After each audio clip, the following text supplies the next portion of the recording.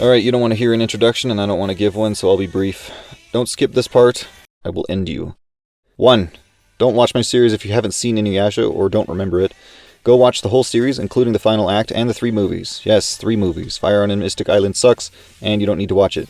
You can also just read the manga, that works too. This is your one and only spoiler warning. Okay, 2.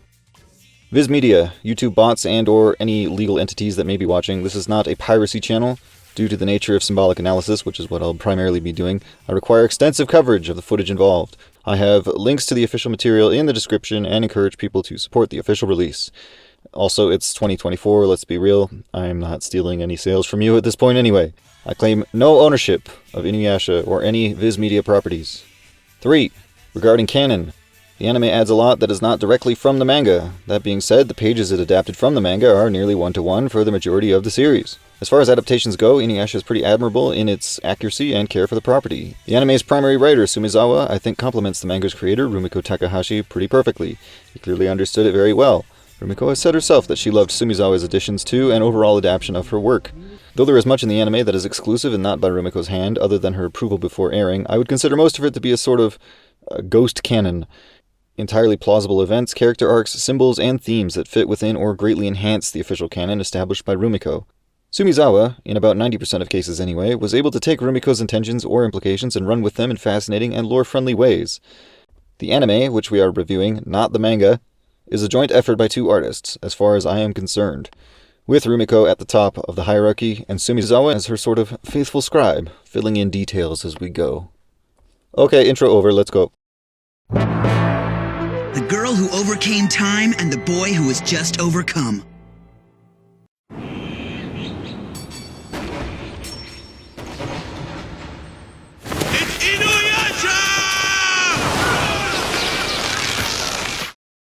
I'm not going to go over the intro too much because we're going to go over basically every piece of it as we go through the series anyway, so there's really no point in me doing it all now. This is sort of our setup. We kind of get the introduction to InuYasha and Kikyo, which will be the sort of bedrock of the entire series. Kikyo? How could I thought... Big sister! Lady Kikyo! The Shikon no Tama, which you must burn with my body. It must not fall into the hands of those who would abuse it.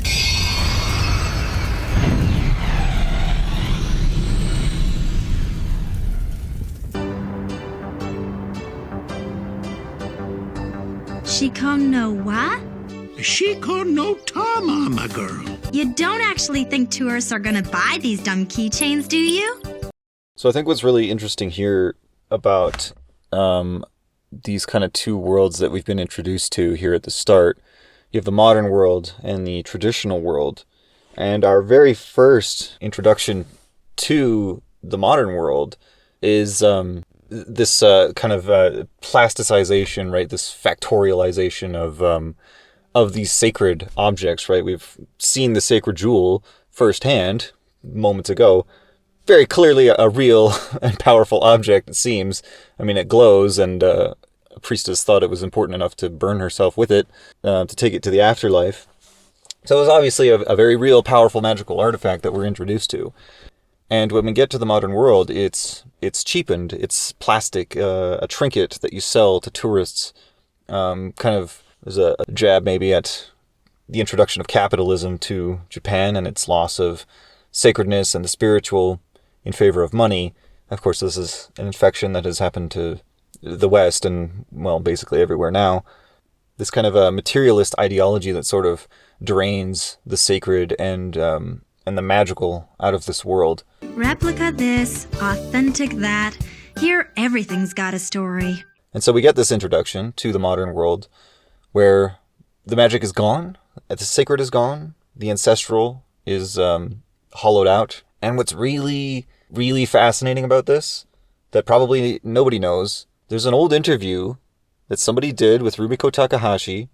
I want to say it was done when Urusei Yatsura was picked up for anime syndication, I believe. Don't quote me on that. I couldn't find a date on the interview, but just based on the context of the rest of the questions. I believe that's when it takes place, but there's a very curious question that the interviewer asks Rumiko, and she asks, do you believe in God? And Takahashi says, my ancestors did. Period. No elaboration, that was it. That was her only line, her only answer to that question. My ancestors did. Which is kind of fascinating because InuYasha was percolating in her brain, obviously, near this time or shortly after this time. And we get that exact concept here at the start of the series. Her ancestors had a real connection to the sacred, to the magical, to the gods, to the demons. These were real, tangible things that had impact on your life, that were more than metaphorical, or bedtime stories, right? They were dangerous, and awesome, right, in the truest sense of the word. Whereas now, here in the modern world, it's been drained out. It's those are things to be sold. And so this dichotomy between the modern and the traditional world in InuYasha is not, it's not like at the forefront of the conflict, but it's always there in the background. And Kagome will eventually have to choose between one or the other, which one she wants to stay in. We haven't seen it yet, but she's obviously going to go back in time, if you know the premise of the story. And yeah, she will be faced with this choice between the traditional world and the modern world. And so we're being introduced now, at the very start, basically, of the series. I mean, other than that brief introduction, it's like this is our actual first step into the world of InuYasha. And the first point Rumiko wants to make is, my ancestors believed. These were real things once upon a time. There's a discontent that is always kind of present because the modern world sort of exists in this broken state, this state that lacks its sort of a sacred vitality. And I believe it was Baudrillard that talks about this. He wrote Simulation and Simulacra, which is what The Matrix is based on. You might have heard of him before. But he has other essays, actually, that I think are more fascinating generally than Simulacra. But he's got one where he talks about how the iconoclasts, if you know your Christian history, the iconoclasts were these group of crazed Protestants, basically, that murdered any Christians that venerated icons or images of events and people in the biblical canon or church history. These Protestants got it in their head that this was worshiping other gods somehow, and so they were very violent and tortured and beheaded and mutilated and burned other Christians for having sacred icons. But Baudrillard basically talks about this divorce that happened between the image or the symbolic or the existence of things with their sacredness, with their sacred character, with their importance and their tradition. And he talks about how this separation between them kind of was never really healed as we went then into the modern age. Right, there was once upon a time where, peoples would look upon a rainbow in the sky, and it was a real thing, right, a real visual image, but it was also its own symbol that meant, salvation, that led man to God, right? And that's not just a Christian notion either. That's actually present in pretty much all pagan religions, that the rainbow is the road to heaven, right? That's why you find the pot of gold at the end of the rainbow, right, in the Irish legend. The pot of gold, of course, is the sunlight, right? Traditional people thought that gold was essentially the sun had fallen to earth, right? Or pieces of the sun. It was like metallic sunlight that you could find here on earth. And so that's what makes gold valuable. So the true value of gold was that it was of heaven, right? And of course represents the sun, which also represents, enlightenment and your other positive deities, right? Of course, that's why it also represents Christ. Christ is the one at the end of the rainbow, right? That's why the rainbow is salvation and the story of Noah, etc., etc. The Bifrost, again, right, leads man to heaven. So it's the rainbow road, quote unquote, to heaven. And so when ancient peoples saw a rainbow, like that's what it meant to them. They had this kind of intrinsic understanding, this blessing of knowledge from the heavens, that it was inextricably linked with the rainbow, that these could not be separated. But now people look upon a rainbow and it's like, yeah, you can consciously understand, like, okay, people thought this about the rainbow, or, it's really pretty, right? But you don't have that same gravitas. You don't have that same understanding that ancient peoples did when you look upon a rainbow, right? You have to force yourself to understand it. It doesn't just come to you, and you don't really, even then, it's like it doesn't like touch your soul. Maybe if you saw a particularly striking rainbow, you might, just feel something just because it's a beautiful work of God or of nature, whatever you want to say. But you're still lacking. And that is here at the very start of the series. I just think that's so interesting that her answer in the interview and then how the story opens is that, and it's the same in the manga too. So, but anyway, we're going to carry on now. You don't actually think tourists are gonna buy these dumb keychains, do you? That is not just a keychain. That crystal there at the end is a replica of an ancient jewel which... As I was saying, that crystal is a replica of an ancient jewel which... An ancient jewel? You do remember it's my birthday tomorrow, right? And actually what's also interesting here is that the cat is pawing the Shikon no Tama, sort of pointing the way, you could say, which the cat is going to do later with Kagome when she goes down the well, of course. We're going to talk about that later, don't you worry. And yeah, the cat's pawing it as well. So a cat's paw, this is actually a word, you can look up cat's paw. The cat's paw is a disturbance of waters. Most notoriously, it's when it's a disturbance of waters at night where the image of the moon is distorted, right? So if you picture a lake, it's got a clear reflection of the moon on it, and then, ripples disperse the image, right? They break it up. That's called a cat's paw. And the cat's paw has this sort of association with breaking the barriers of waters. And I won't go into waters too deeply right now because we're gonna go into waters later. But waters is the surface of waters is seen as kind of like a veil between worlds, and so you have that kind of wordplay and implication there. It was said in actually many religions that the entrance to heaven has a veil of water that transforms you as you cross through it. So that's the actual true gates of heaven, is like a surface of waters. It was believed that the heavens were coated in waters, and so that's what made the sky blue. That's why in baptism you are transformed in a rebirth to new holy life. So after you've been at the bottom of the baptism, which is the grave, and all your sins are left behind, you're pulled back up by the priest through the surface of waters. And that is your new sinless life, and you're cloaked in the armor of God. So the depths of the waters then are death and the grave, but then the surface is life and a new world. And so the cat's paw upsetting the surface of waters points to it and interrupts its clarity, causing it to ripple, but also creating a connection between two otherwise segregated worlds. Was Rumiko aware of this symbolism, of this implication with the cat's paw? Probably not.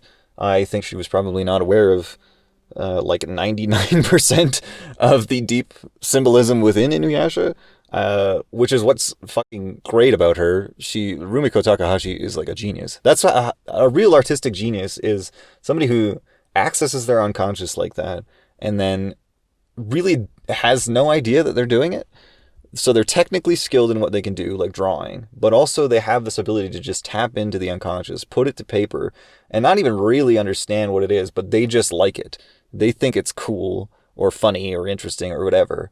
And then it comes out with like this deep, rich symbolism. There's many, many layers to InuYasha that we're going to get into. It gets way deeper than what I was just talking about.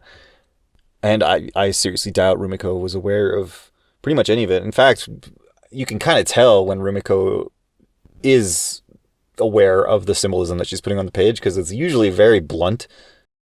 Like the Band of Seven arc kind of gets a little bit blunt in the symbolism of what's happening. So it's like, you can kind of tell when like Rumiko is purposefully putting in symbolism, but there's still some of this, like literally like 90% of the rest of the series is definitely unconscious symbolism she was not aware of. And that's really what makes it so fascinating. So you did get something. Hand it over. That, my dear, is an authentic mummified hand of a water imp, which... Here, Buyo. Eat. Ah, that's an antique! And then, interestingly enough, considering what I just said about the cat's paw, we have another type of animal appendage, let's say, of a water imp that I guess you could also say disturbs the waters. Again, I don't think it was intentional. I think it's just this weird compulsion in Rumiko's unconscious mind to do things like that. But you can kind of see, like, it sort of reinforces what I was just saying about the cat's paw disturbs the waters, the veils of another world. We're going to get that very soon.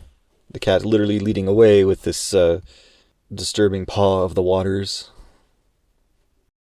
Replica this, authentic that. Here, everything's got a story. Why, these pickles are full of history. Not half as full as you are. And I'll also point out Grandpa, of course, he represents this kind of...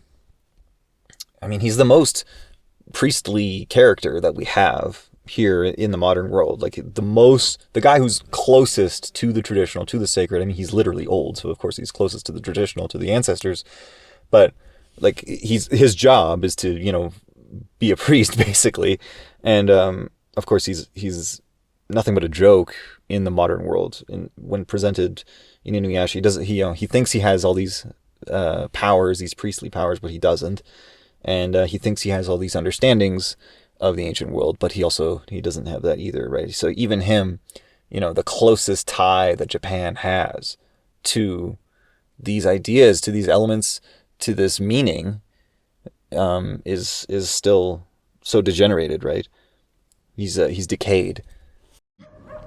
The 1,000-year-old sacred tree, the legend of the hidden well.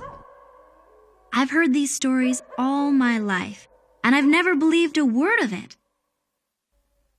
That is, till today, my 15th birthday. Kind of relaying what I was just saying there about the modern world, that she doesn't believe the stories, right? They're fake, or they're overtold. They don't have a real impact on her life. Of course, she's going to find out she's very, very wrong in that. Of course, the story is also kicking off with her birthday. Birthday, you're celebrating your birth, the entrance of life, right? So a birthday then in a story is usually an implication of new life, right? I believe that also happens in Harry Potter. The story kicks off when it's his birthday. You can see this in lots of different stories, the indication of new life occurring at the birthday. But what people usually wonder about the series is, why is Kagome 15? Isn't InuYasha we don't know how old he is, but we estimate probably around 70. Why is his love interest 15 years old? That's a bit weird. And A, Japan, but B, that actually does have a symbolic importance. In the ancestral world, 15 was the age that a girl becomes a woman. So it's this sort of liminal space, this threshold that she crosses at 15, where she becomes a woman. Actually, you can see this in tons of different fairy tales where there's an adolescent girl. They're usually tales of the feminine. I believe the girl with silver hands and all these different tales. I want to say in the original telling of Little Red Riding Hood, she was also 15. They're always 15. The beginning of menstruation obviously occurs earlier, and that was actually not considered the threshold for womanhood. We kind of consider it that now, but that's not actually correct. You can also see this in the Christian tradition. It's believed that Mary, or Theotokos, birthed Christ when she was 16, and so she united with the Holy Spirit to incarnate Christ when she was 15. Von Franz actually goes into more detail about the whole 15 thing. Don't have to talk too much about it. Hey, what are you... Nothing. You're not supposed to play in there. I'm not. It's the cat. Another little subtle nod to waters and the veils of new worlds is that Sota has a bowl, a cat's bowl with fish in it. Did he go down to the well? Of course, what is at the bottom of a well? Typically, water. Ooh, yo. else it could be. Wells, I will explain the symbolism of wells because there's a lot, but I'm actually going to wait on that until we get a little further in. What I will comment on, though, is the square layout of the room that it's in, the shrine. The square is seen as a representation of the earth and the feminine, obviously Mother Nature, Mother Earth, feminine. Right? It is traditionally understood the earth has four corners. They're not four literal corners, flat earthers, but symbolically the earth has four corners, which we all know of. It's the four cardinal directions: east, south, west, and north. Of course, the earth is also traditionally made up of the four elements: water, fire, earth, and air. So again, the created world, or the earth, is associated with the number 4. The earth also typically undergoes 4 seasons: summer, fall, winter, spring. Human civilizations themselves also have 4 ages that they cycle through. You have a golden age, or the peak of a civilization, then you have its descending phase, then you have its Kali Yuga phase, or its dark phase, its phase of destruction. It's kind of the phase our civilization is in right now. And then after that, of course, after the destruction, after the purification of destruction happens, then whatever's left kind of rises from the ashes. And that's your ascending phase. So you have these 4 phases of civilization. And human life as well kind of has 4 phases. And due to the nature of the 4 cardinal directions, or the 4 points of the compass, the square then also shares implications of space, or the spatial, whereas the circle, and especially the spiral, which is a type of circle, represents time. There are also actually 4 dimensions of space as well. Currently we have 3 plus an extra 4th for time, but that's actually not how dimensions were understood in the past. It was more that you had height as 1, and then the extension downwards was depth, and they were considered 2 different dimensions. And of course that comes back to the 3 worlds theory. You have the earth here in the middle, the median plane, separating height and depth. Of course, one is heaven and one is the underworld. And so it was important to keep height and depth separate. So you ended up having, of course, width, length, height, and depth as 4 dimensions of space. Here in the modern world, we combine height and depth into 1. But of course, we have no regard for the higher and the lower anymore. We're utterly concerned with this central median plane of the earth and scrutinizing all its details in a autistic, materialistic way. The world as a square, or the lower world, is temporal and finite, right? Of course, the manifested world has to be finite. The created world is finite. One day it will all pass away, whereas the circle is considered eternal, right? It never really begins or ends. It just goes. Right, obviously you have the zodiac, right? That's a circle split into 4 seasons, which is then what's called a squaring of the circle. We won't get into that because that's a really long topic, but yeah, systems of time, right? The face of a clock even, it's circular, right? Time sort of revolves as a circle does. And to Jung, when you brought together the square and the circle, you created either a mandala or some kind of quaternity where the circle is separated into 4 parts, or encompassed by or otherwise encompassed by a square. And this was kind of the gateway to the self, or the unconscious. I'm sure you've got it now anyway. I could go on and on and on about the circle and the square, but you sort of get the point. The setup, the environment for the new world is there in the center of the square, it itself being a square. Also in keeping with the square circle motif, temples and churches, ancient churches and synagogues and mosques, typically were built in square structures, but capped off with domes or otherwise more circular shapes at the top. And of course, one represents Earth here down below, the terrestrial, the chthonic, and then the above, right? The dome, the sky, the heavens, God, the transcendent. Reading now from the Dictionary of Symbols here. In Platonic theory, 4 is compared with the material shape of the idea, and 3 with the idea itself. The former is an expression of phenomenon, the latter of essence, the one of matter, the other of spirit. While the number 3 is related to the symbolism of the vertical, and is also the masculine number, I'm adding, the number 4 belongs to that of the horizontal, again, the feminine. One joins the 3 worlds, and the other divides them. if each is considered at its respective level. And what we're about to see here is, as Kagome is pulled into the well, she's of course met with the vertical, the extension downwards into the underworld.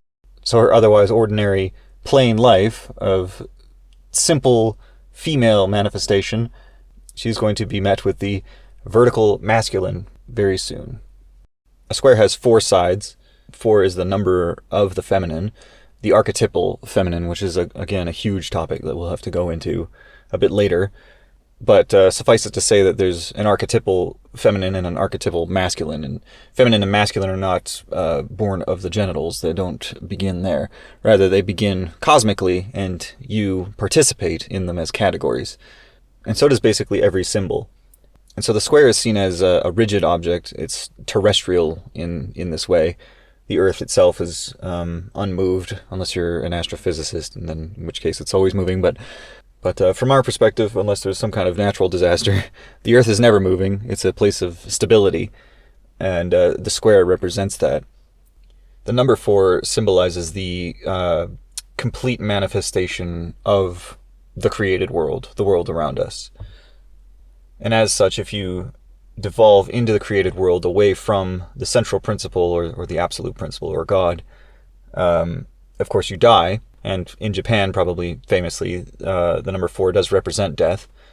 The feminine across the world is also associated with death and blackness and the abyss, which is actually part of what we'll get into when we get into the symbolism of the well.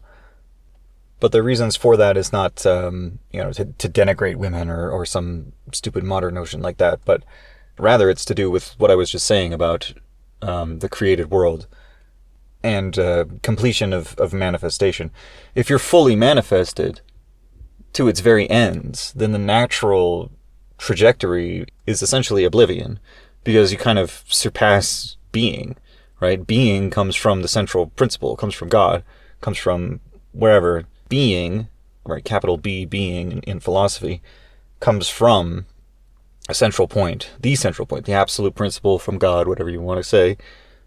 Being extends from that. And so if you depart from God fully into manifestation, then yes, you end up dead, but you end up atomized into nothing.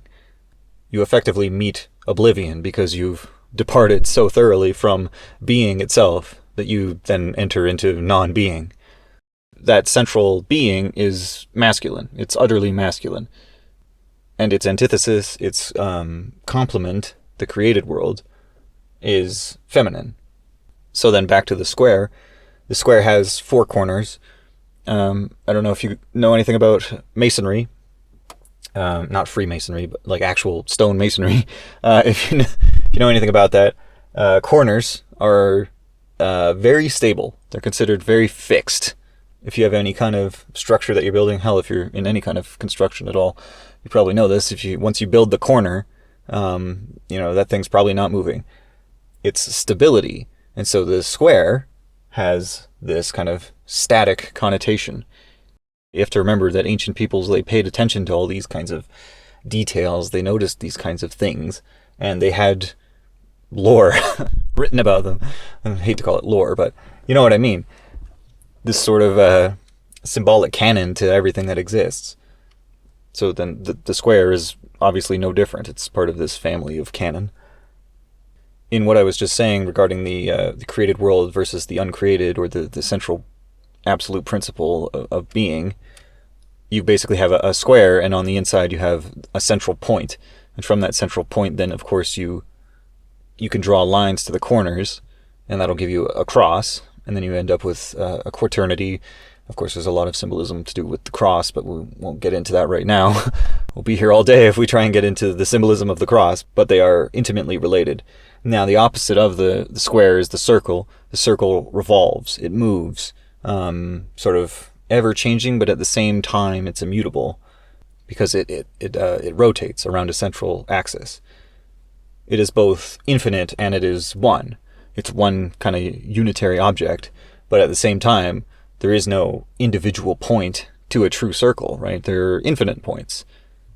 And so, unlike a square where you have these kind of fixed corners that you can draw lines between and create a cross, you can draw from one point to any other point in a circle, and it's completely valid in a infinite number of angles.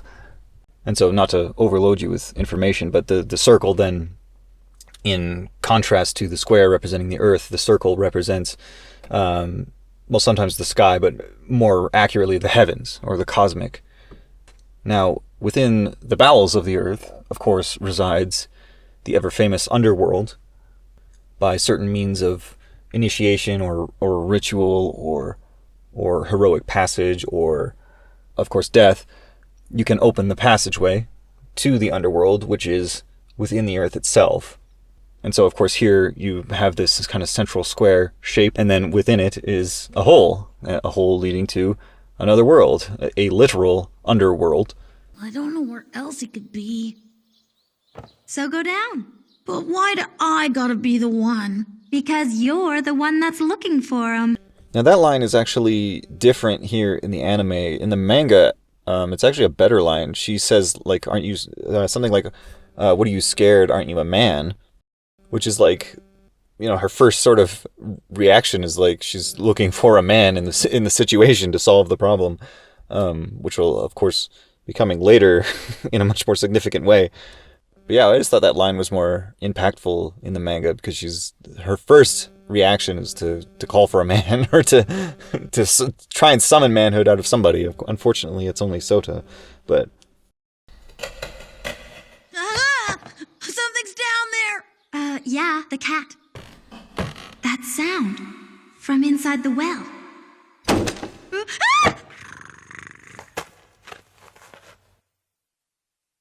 You make fun of me because I'm scared, and then you're all... Look who's talking, mister. Why do I have to go? Sis, behind you! So, let's talk about the cat. Now, cats. Very complex symbolism. For a start, they are one of the most popular psychopomps. So a psychopomp, if you don't know, is an usherer of the dead, or a judge of the dead, or a guide of the dead, right? You might remember, what's his name? Charon? He does the ferry that takes you across the river Styx. He's considered a psychopomp. Basically, if you go to the realm of the dead, some kind of usher or judge or guide or maybe accuser sometimes. That's what a psychopomp is. So, psychopomps in their reduced form essentially just move a person between worlds. Doesn't necessarily have to be the underworld specifically. So cats are notorious psychopomps. They, along with snakes, are usually the most popular. Now, cats have this sort of implication in traditional symbolism that they're more, I guess, judgmental. There are certain instances where you have to cross a bridge to get to some kind of afterlife, and cats will bat you off, back, down into the depths, into hell or fire or whatever. So cats are, they're judges of the dead, but they're fickle, right? It's hard to please them. Going back to what we were saying about the cat's paw, right? Why does the cat's paw cause the disturbance of the moon upon the waters? Well, what is the moon? Well, the moon represents wisdom, right? And the feminine. And so when it's cast upon the surface of waters and it's clear, you have its presence then is participating here on Earth, on the veil of our world. But when the cat disturbs it, right, the cat's paw is seen as literally an invisible cat's paw disturbing the waters. It's disturbing wisdom and disturbing the feminine, right? Of course, that's exactly what happens here. Kagome is scared by what? Well, the cat at her feet, right? She's disturbed. Kagome, I guess, spoiler alert, well, her whole character arc is going to be becoming wisdom, right? That's the feminine, or the heroine's journey, right? People often think that, the heroine's journey, it's just like the hero's journey, right? She, there's the call to action and she defeats the forces of darkness. And no, that's the male. That's the hero's journey. If you do that with a woman, all you're doing is just putting the skin of a girl upon a male, and it's weird and it doesn't work. The heroine's journey is what is appropriate to women, to the female. And the heroine's journey is, often it is a leaving of home, but it's to embody wisdom, to become the figure of wisdom. That's not to say that women in particular are wise. Probably most of you have experience in that regard. But what woman does do is she does awaken wisdom for men. The path to wisdom is a feminine one. In the Bible, it's called Lady Wisdom. So for men, when they are pursuing wisdom, it's usually along these lines. So the feminine path for men is usually the social world, right? An extending outward of oneself towards others, towards, I guess, curiosities, towards darkness, towards the outer unknown, right? These are all paths, feminine paths, which is how he seeks wisdom. Often men will have their first brush with the path of wisdom when he has his first infatuation. So the first woman where there's a sudden swell of emotions, right? Usually when he's a young teen, a beautiful woman inspires this change within him. Like, oh my God, I'm in love with her, right? That's usually their first reaction is, they kind of don't know how to process it. And they just think, I'm in love with her. And that's, that kind of adolescent infatuation is usually the first start, the first step towards wisdom, right? That's the cracking of the heart, right? The kind of cold, dead, unawakened heart of the male. It is pierced open by the other, by the feminine, right? This counterpart, this complement, the thing that he is not, but he is curious. He wants to see what is outside of himself. And, of course, beauty is an extremely important thing for wisdom. Theotokos, or Mary, Mother Mary, as you probably know her, is regarded as Lady Wisdom in Christian theology. And why is Theotokos chosen as the Queen of Heaven, right? Or, well, first, why is she chosen as the Mother of God? Well, probably everyone knows this answer. Well, she's pure of heart, right? She's pure of heart, and she lived a life of no sin. Obviously, she had the ancestral curse because she's human, but she herself made no choices to sin. So she was pure of heart, right? And that's fundamentally why she's chosen as to be Mother of God. But she's also chosen to be Queen of Heaven, which is a different role. And there's actually a different reason why she's chosen. And a lot of people don't know this. Traditional Christians knew this, but it's kind of forgotten knowledge now. But David actually tells us why she's chosen. I'll let you hazard a guess right now. It was for her beauty, because she was beautiful. And you might think, oh, well, they're talking about an inner beauty, right? That's the purity of heart again. No, the Hebrew word for beauty there is the same one that the Bible uses when it tells you not to lust for a woman's beauty, right? So her feminine, sexual, outward appearance, that's the beauty it's talking about. The feminine form. That is why Mary is chosen as Queen of Heaven. And so that's what beauty does for men as well. When he first experiences infatuation, right, it's probably not with an ugly woman, it's with a beautiful woman. And that's his first step towards wisdom, towards the transformation of, becoming the heroic male, hopefully. Because the heroic male needs wisdom, or he's not going to make it. He needs the light of the moon to guide him at the darkest point, right, of the, you've probably seen the hero's journey wheel before. When he's at the lowest point, the darkest point, he needs the light of wisdom to guide him, right? That's what the moon does. It keeps us safe at night, because otherwise it would be pitch black and we would all fucking die. So that will be what Kagome's role will be, is to become this figure of wisdom that will then guide InuYasha. But her character arc has not actually started yet. But we do get this, again, subtle implication of the cat's paw, right? Disturbing the sign of wisdom, right? And she, the true moon is, of course, robust, right? No cat could disturb its form there in the sky, right? It's pretty solid up there. But when it's faced with perhaps the veil of the New World, like waters, well, that's a lot easier to manipulate, right? So she's, you could say maybe just a reflection of what she should become later, but maybe that's reading slightly too much into it. I don't know. Now, of course, Rumiko bases the world of InuYasha more on, traditional Japanese mythology, but also Buddhism, right? Buddhism is kind of the main religion of the series. And it is actually said of both cats and snakes that they were unmoved by the death of Buddha. They were the only animals to be not moved by the veil of darkness crossing over Buddha.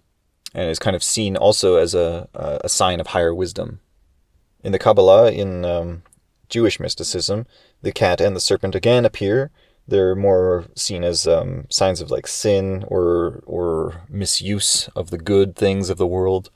And indeed, cats and serpents are also both depicted at the feet of Christ. Christ, of course, defeats death by death.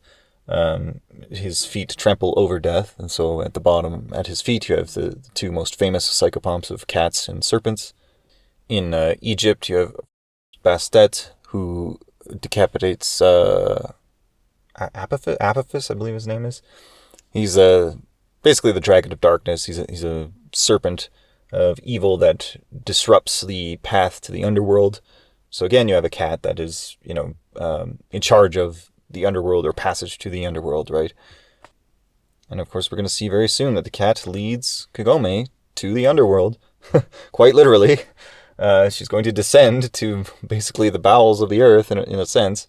Though, of course, she's going to have to ascend or climb back out when she reaches the traditional world. So this is going to be her transition to the underworld, quote unquote. But we're also going to see that it's not a world of darkness. Pain, sure, but not necessarily darkness. So the cat fundamentally pushes a person from one world to the next, and Buyo the family cat has done exactly that to Kagome.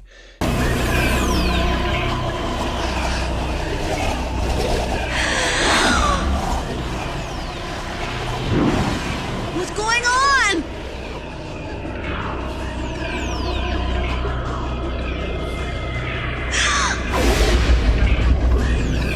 So now we're introduced to, her name is Mistress Centipede, but she's more of she's a centipede demon, but she's obviously in the form of what's called what people would probably know as the Naga or the Lamia. These are two somewhat symbolically related types. It's the snake woman, half snake, half woman. The Lamia, in particular, was specifically a creature that would devour children. It would drink their blood, so it would look for the kind of internal, vital essence and try to steal that. We're going to see a bit later, that's exactly what she tries to do to Kagome when she pierces her side, and blood comes out, obviously. In ancient Greece, though, there was a character named Lamia. She was a very beautiful woman that Zeus fell in love with, and his wife Hera, in jealousy, cursed her and killed all her children. And so Lamia fled. She was run out of town, essentially, and spent her days hunting and killing children because she couldn't have any of her own. So she became this kind of image of the woman who's without love or without children. She becomes this kind of depraved creature. And over the course of the series of InuYasha, that Kagome is going to find love, of course, or she's gonna have a struggle with trying to find love, I guess. So there's always the threat of, she's not going to find it, and she herself will be cursed in the same way. So the Lamia is then a woman fallen victim to her own natural powers of seduction, which is an exclusive power to the feminine archetype. Part of the curse of Lamia was that she was unable to sleep. Her eyes would remain open, and I think Zeus basically takes pity on her and gives her the ability to remove her own eyes so that she can sleep at night. The meaning of that being that she no longer perceives, right? So the ultimate loss of wisdom there, right? The removal of the eyes. But she uses the ability to counter the curse, to sleep, to enter a kind of a death, essentially. But I've got my handy dandy book of symbols here, a dictionary of symbolism, which I'm going to read you. I've got a whole bunch of books here that I plan to read from as the case requires. But I'm going to go over the Naga, what it says about the Naga symbol. To the Khmer, the Naga was the symbol of the rainbow, regarded as the magic bridge giving entry to the abode of the gods. In this, the most famous temple in Southeast Asia, the gods at the south gate hold one end of the Naga, which writhes symbolically around Meru, the Indian holy mountain, while its other end is grasped by demons at the north gate.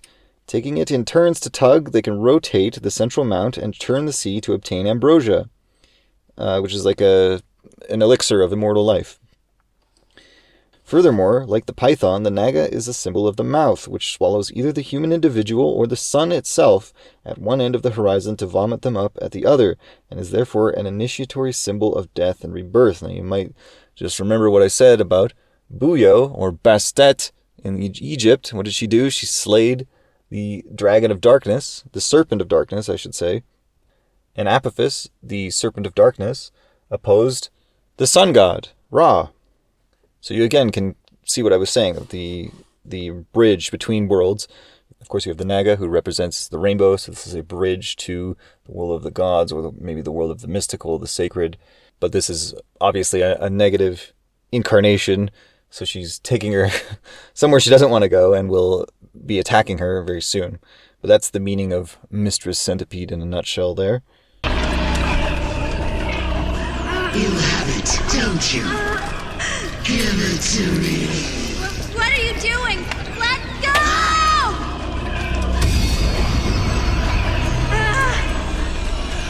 Wretched girl, I must have the sacred jewel.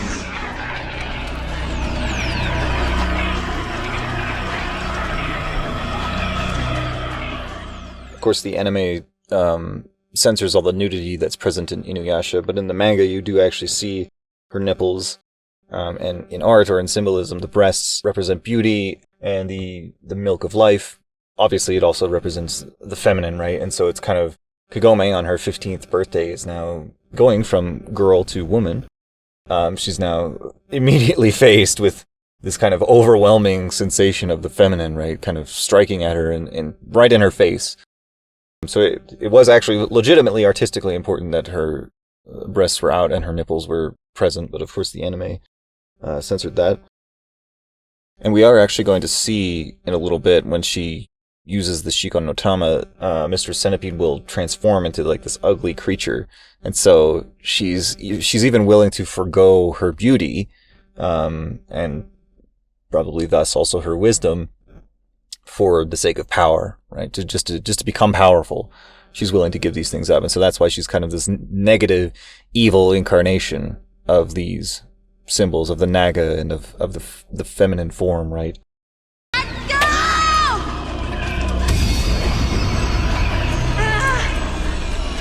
Here at the onset of Kagome's womanhood, of course, her inner power is unlocked, or is coming to fruition, I guess you could say. She's blooming like a flower, and her powers are coming through, and it's what allows her to repel Mistress Centipede.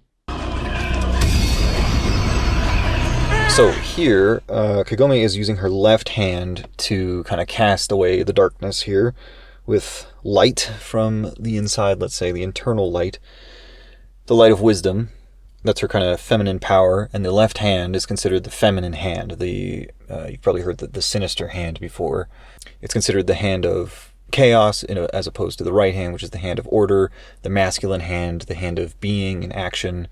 The left hand is typically the more passive hand. Handedness as a symbol goes very deep in most mysticism around the world. Now, I know probably some of you are going, but wait, in Japan, handedness is reversed. In the kind of far eastern traditions, they swap them. The yang and the yin principles are actually swapped with the right and left. And you are correct. However, for whatever reason, I think Rumiko has just, been culturally tainted? Or maybe that's the wrong word, but culturally appropriated, perhaps, by the West a little bit. The handedness throughout InuYasha is actually the Western, well, I shouldn't even say Western, it's the world, it's the normal view of right and left. Right is masculine and left is feminine. It's only in like Japan and China where those are reversed, where kind of the nocturnal or the dark or the feminine or the unrevealed world is given primacy, I guess, over the world of daylight, the masculine world, the yang principle. So we don't really have to take that into account for this, because Rumiko is using the standard version. Left hand here is the feminine hand. That is normal, that is not reversed, and it is by her feminine power, her powers of the heart, her purity of heart, if you will, or light of wisdom that's within her, yearning to get out, blasts away Mistress Centipede here. And so the left feminine hand here is the opening by which the kind of internal wisdom is poured forth. That's really where her spiritual powers come from. Archetypally, what you're seeing is that, the expression of the bursting internal female essence. But it is wild and untamed, and Kagome will of course she'll have to train it up, she'll have to control it. That's part of becoming a woman, right? It's entering into a state of orderliness, because the feminine, by its nature, is normally chaotic. Like water, right? Water just by itself, right? If you just had, think of like water in space or something, right? It's uncontrolled, it's wild, it's chaotic. It seeks to be shaped. And the feminine has always been associated with water for this reason. It's highly mutable, but it always seeks outer structures to control it, to give it shape, to give it form, purpose. It has its own essence. It's not contained in a restricting sense, but it is guided and subsumed. And that's ultimately what the feminine looks for, is subsummation in an appropriate order by masculine being. And consequently, the masculine looks to subsume, to express and manifest in this way. The central masculine being, God, does that with creation. That's an outer containing manifestation where things are given form and identity and purpose, right? Which is why creation is born from chaos and given order. It's the same thing. It's given form and purpose. Telos. The feminine looks for the same thing, to be subsumed. And if the masculine association that she has is not powerful enough or masculine enough to do that, well, that's really the ultimate test, and he will be consumed, right? Rather than her being subsumed to his hierarchical order and supporting him in a kind of symbiotic structure between the masculine and the feminine, rather she will simply consume him, devour him, right? Like the sea, right? It's the same thing. You have water associated with the feminine, that's part of it. The darkness, the depths, they pull the sailors down, right? That's what sirens and mermaids do this a lot. They pull you down to the depths where you die, right? That's the grave. The darkness below, as opposed to the shining light of the reflective waters that reach into a new world, right? Like we were talking about before. But water seeks to be shaped, to be subsumed to an outer orderly structure. So here, this kind of feminine essence, the power, is wild and uncontained, and it will be through InuYasha that she will be able to control it. That she will be able to control it when she is properly subsumed. And of course, on the masculine side of things, you can go too far, right? If you're too masculine or too controlling even, right? If you're like a control freak, you're too orderly, you won't subsume her, you will subjugate her, you will suffuse her. She'll be kind of like a substance sort of spread over your being, like a powerful gravity well or something, wherein she'll kind of cover every aspect of you, because all you can see is the ways to control her, right? So if you're controlling someone, then you're just paying intense attention to them, right? In such a manner as to blind you. So rather than subsuming her, you are suffusing her, kind of tearing her apart and then over yourself to kind of cover yourself in darkness, essentially. So you can go too far in giving structure, in containing the feminine. And actually later in this very series, we will see that while Kagome will typically follow the lead of InuYasha, sometimes she won't. Sometimes she will kind of rebel against him, kind of do what she knows is best for the two of them that he doesn't see, because she complements him, and as the feminine, she can see things that he does not. And so sometimes she knows when she has to take the lead for the betterment of both of them, which is actually what you want, gentlemen, in a woman, is one who will generally follow your lead, but sometimes she knows when to break away, when independence is more important because it's going to save you or save the family. You don't want complete control of your wife. You want an appropriate fit.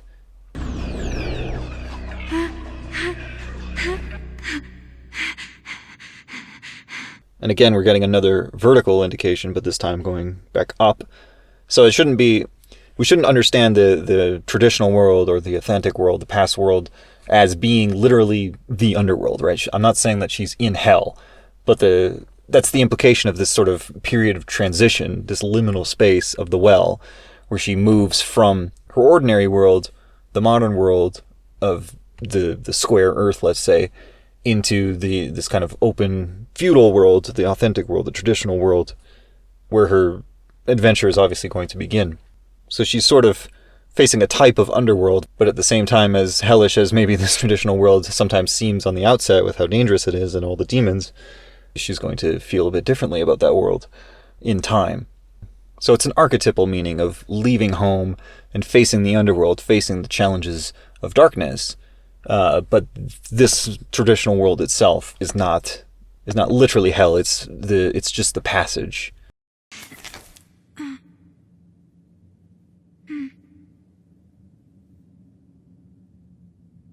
So there's a couple of instances where the anime actually puts Kagome and a butterfly together. There's this one. There's another one where she has kind of a heart-to-heart with InuYasha. There's a butterfly like in the foreground. And I think there's one more instance that I'm forgetting. But it's not in the manga, but in the anime, it's interesting. They pair those together. I know specifically in Japan, the butterfly is a symbol of coming into womanhood. So literally what's happening, Kagome turns 15. And in a lot of other symbolism, it represents the coming sun. So it's often like paired as like the soul, or leaving the kind of world that you know for the world that is to come. And because it emerges from the chrysalis, it kind of exits the cocoon of being or potential. And so it becomes a symbol of resurrection, right? You turn from one thing into another. Kagome is now, in a second life, so it's a kind of resurrection happening here, and a transformation as well. The butterfly, of course, is intimately related with the moth, and Kikyo actually has a very strong symbolic association with moths, but we'll get into that later. Kagome, though, is a reincarnation of Kikyo, so again, another type of resurrection happening there. Layers upon layers of resurrection. And in antiquity, it was believed that the soul took the shape of a butterfly. A number of traditions have that idea. So when the soul left the body, that's what it looked like, was a butterfly. And I believe Psyche also has butterfly wings, if I'm not mistaken. Psyche perhaps most famous for the story of Cupid and Psyche, which is a great, great love story.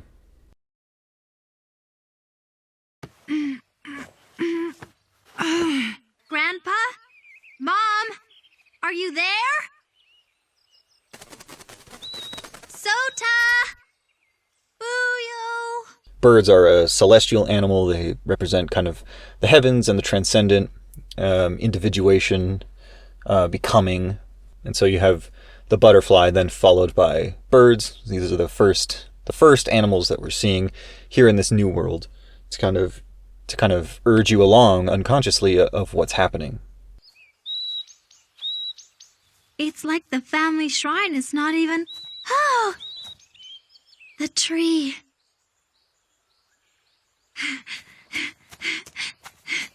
Huh? So let's talk about the tree, the sacred tree, the tree of individuation. Trees. Oh man, there's a lot of symbolism about trees.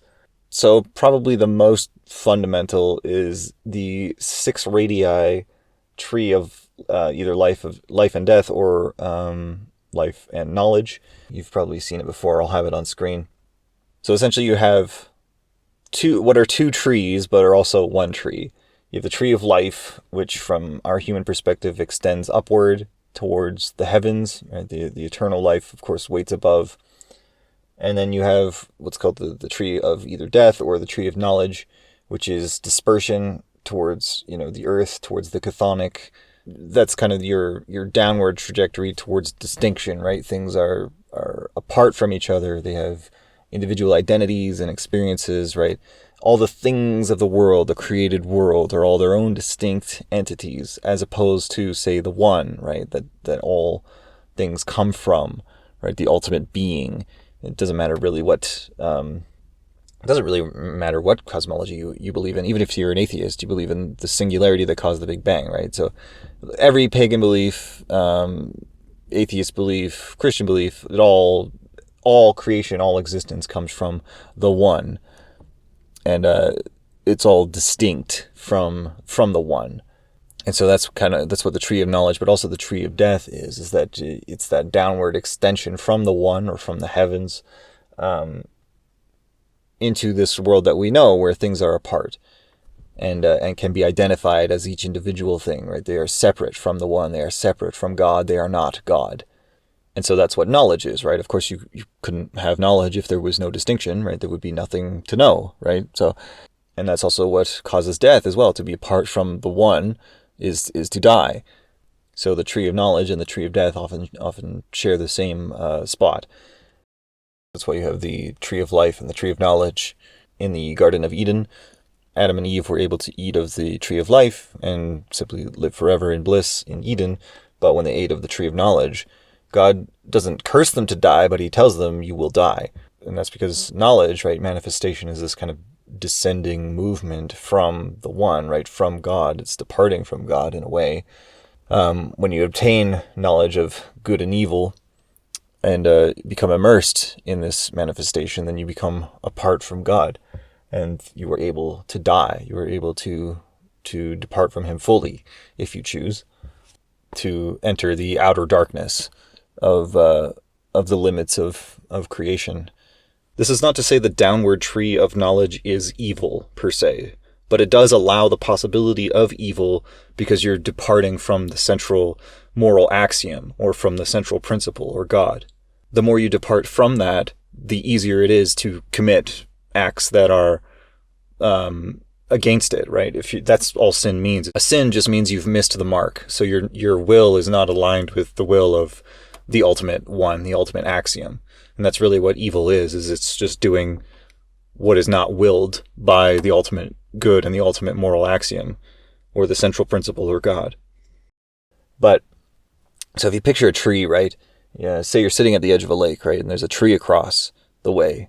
So you see the tree, and it extends towards heaven. But then, upon the surface of waters, right, the veil to a new world perhaps, you see the reflection of the tree. That's the downward tree, the tree extending downward towards the earth.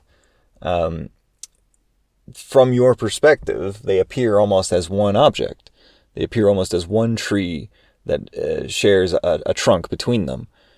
So a tree, if you look at it, obviously you have the vertical trunk in between a set of branches up top, and what are effectively another set of branches on the bottom with the roots. So they themselves are a mirror with a direction that points upwards to the heavens and then downwards to the underworld. And the trunk sort of remains in the medial plane here on Earth. And this is actually the true traditional understanding of the tree. It's kind of upward and downward, singular existence.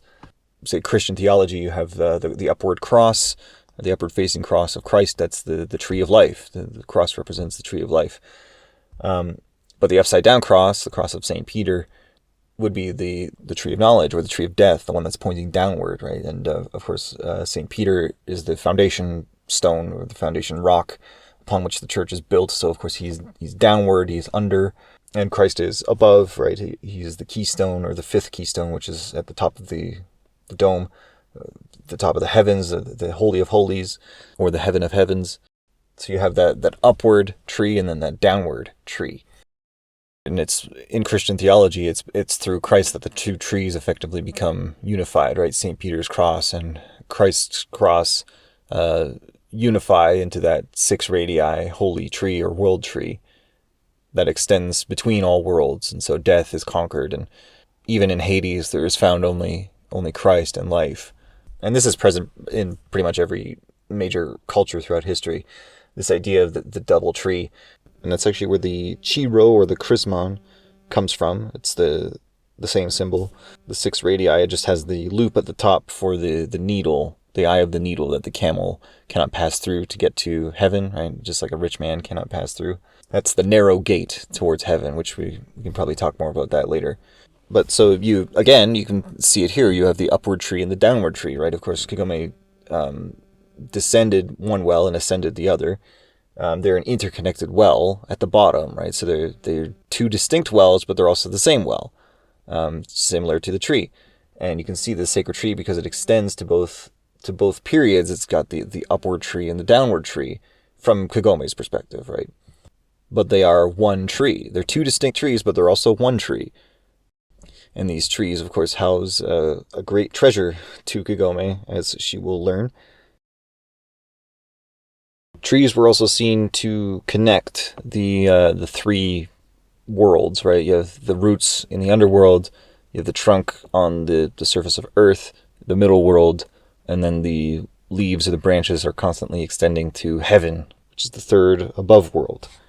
So they're this kind of uniting vertical axis between worlds that you sort of can cross between in a way. And we'll actually come to learn later that the well, the reason it transports Kagome is because it does extend between worlds, and it is made of the wood from the sacred tree.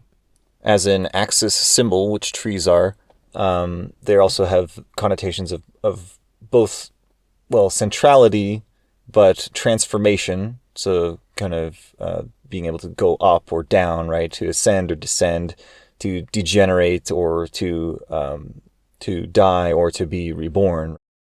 So you can move up or down along the axis. But axes also have a rotational value, so everything revolves around an axis, right? And the axis itself is unmoved, right? The very true axis of whatever is rotating. It itself does not move. It is stationary. So even in all the tenuousness of the world, the ever-changing, the mutableness of the world, at the center of it all is the unmoving, unwavering axis. And so what's significant here is that Kagome and InuYasha, of course, meet upon the tree, upon the axis. So everything will revolve around their meeting, around their love. That's what the visual imagery is about to tell us. Another symbol of both transformation and the axis is serpents, though, which we just saw. Mistress Centipede, of course, is a type of serpent. And the bite of the serpent, it was said, would basically either kill you or transform you into, a new and greater being. That was kind of a shamanistic ritual, was to let the bite of the snake determine what kind of person you were. It was very often used in rites of initiation for men. They would give you snake venom or a snake bite, and they would send you off into the wilderness, and you would hallucinate, and if you were weak or you didn't succeed the transformation, you would die. But if you did, you would come back a man. So in rapid succession, we have these two vertical axes symbols, the tree and the snake, and the well, obviously, because it also is a vertical tunnel between worlds. At the same time, trees, they have this connotation of rebirth, right? Because every year their leaves fall and come spring, they're rejuvenated, right? They have life once again. So they die and are reborn, much like what is implied with Kagome, but is also going to be the case for InuYasha.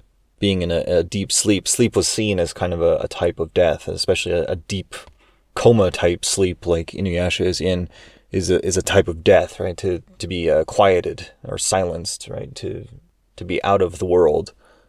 So effectively, both characters are going to be faced with a death and rebirth. And then in Buddhism, you have the Bodhi tree, which is where Buddha obtained enlightenment. That's also a type of world tree and is often associated with Buddha himself, actually. Across the world, trees were also seen as a symbol of fertility, which, I mean, the tree of life, of course, would make sense. But, from like tattoos to charms to rituals to marriages, the tree has participated across cultures to symbolize fertility or the seedlings of life being brought into the woman. A lot of infertility cures involve trees, particularly for barren women. And so, again, it is not a coincidence that InuYasha and Kagome meet upon this sacred tree. Though Jung associates the tree with the maternal mother, he also points out that in its in its verticality, it also is a type of phallic symbol as well. So you have this kind of duality of feminine and masculine at the same time. We even have this kind of unification in our everyday language, right? Your family tree is, of course, your ancestral line, right? An unbroken line of masculine and feminine coming together for the, the sexual union.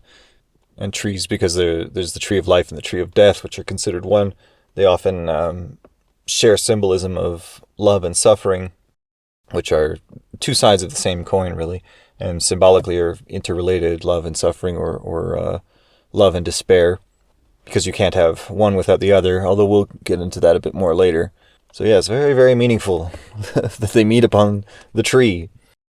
So I called the sacred tree that InuYasha is pinned upon the tree of individuation, and it's occurred to me that maybe I should explain what individuation is in case people don't know. It's a psychological term first expressed by C.G. Jung, although I'm just going to use the summary of it by Marie von Franz in Individuation in Fairy Tales. You can see there. Individuation is the term with which C.G. Jung describes the psychological process of inner growth and centralization by which the individual finds its own self, capital S, self, which was its own complex term within Jungianism, but I won't go into it. This does not mean to find one's own ego identity, as is described by many modern psychological schools. By the term self, Jung understands an ultimately unknowable inner center of the total personality and also the totality itself. So you have the parts and the whole, together as one. This center can only be approached but never integrated. Our destiny and our health depend on it. In the various religions and mythologies, it is symbolized by the image of the treasure hard to attain, quote-unquote, the mandala and all images of the inner psychic manifestation of the Godhead.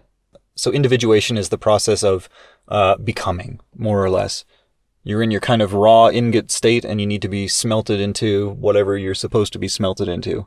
And it's also the depth of understanding of the self. Trees very often represent individuation because they start off as seeds and then grow into what they're supposed to be. And they have a complexity of branching extremities that at the same time all point to the central pathway or root of it all. So that's why I called it the tree of individuation. So now I'm going to finally talk about the symbolism of the well. Now that we have our two lovebirds introduced here, now is probably the best time to explain the symbolism of the well. Every tradition around the world and across time maintains a very sacred character to wells. They were often thought to be bridges between worlds, much like the rainbow, if you remember my explanation about that. Wells were thought to be able to extend between the three cosmic orders, heaven, earth, and the underworld, and touched three of the four elements, which was water, earth, and air. So in addition to bringing together the three worlds, wells are also thought to be like channels of life. When Jesus asked the woman from Samaria at Jacob's well to give him a drink, part of the meaning of that is the descent to the bowels of the earth, to the underworld, brings forth waters of life and crosses all three worlds, which is what Christ will eventually do. The thing about descending to darkness or death or the unknown is that's how spiritual journeys take place. That's how introspection and extrospection occur. How the two types of wisdom, the internal and the external, can be attained. One first needs to die to himself or die to the world, sacrificially, to advance to the next world. This is one reason why woman is associated with death, but also with life and rebirth, and why that association is not offensive, but is rather essential to the human experience, and to the nexus of soul and time. It's why woman is extremely important, actually. So the bottom of the well in pitch darkness represents this deathly veil beginning the new life. Though the well has since long dried up, perhaps forgotten to time, nevertheless, the bottom of the well acts as its own veil, its own surface of waters that transports the user. It is by woman's beauty that man is inspired. Woman is the muse of man and his animating spirit. In the Zohar, wells symbolized the marriage of man and woman. And in Hebrew, the word well is actually related to both woman and bride. So in the same way that the well sort of marries the three worlds together, it was also thought of as being able to marry man and woman. That tradition specifically is not as far-reaching as the broader symbolism of the bridging between worlds, but nevertheless it is present.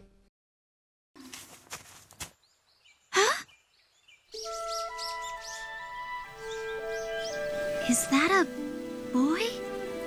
That line is also interesting. I only just caught that now. In the manga and here, she actually calls him a boy. Moments ago, at least in the manga, she was calling Sota a man, saying, aren't you the heroic male? But it's weird here that she calls InuYasha a boy, despite him, obviously being older than her. So where once she was looking for the masculine principle, the heroic male, in the wrong place with Sota, who is actually a boy, when she finds it, she doesn't actually even know that's what she's seeing. Which is good, because it reinforces Kagome's actual journey to become Lady Wisdom, right? At the start of the series, she's very naive, really does not understand anything at all, even to a very basic fundamental like that of perceiving this masculine figure, and is unable to quantify it or accurately categorize it.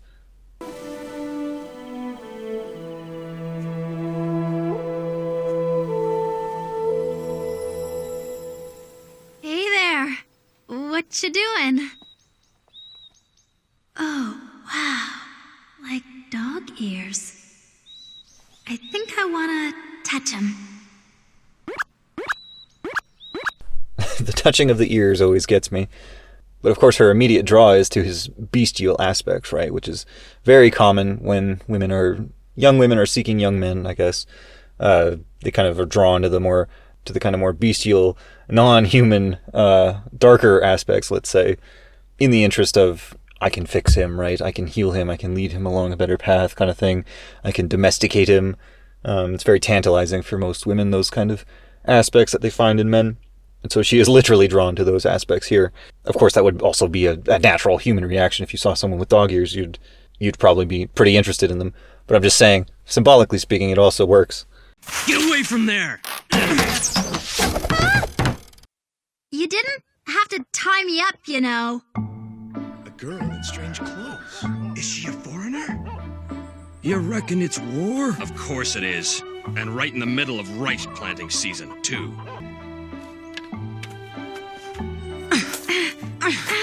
Demon be gone! Hey! I'm not a demon, okay? Are ye not?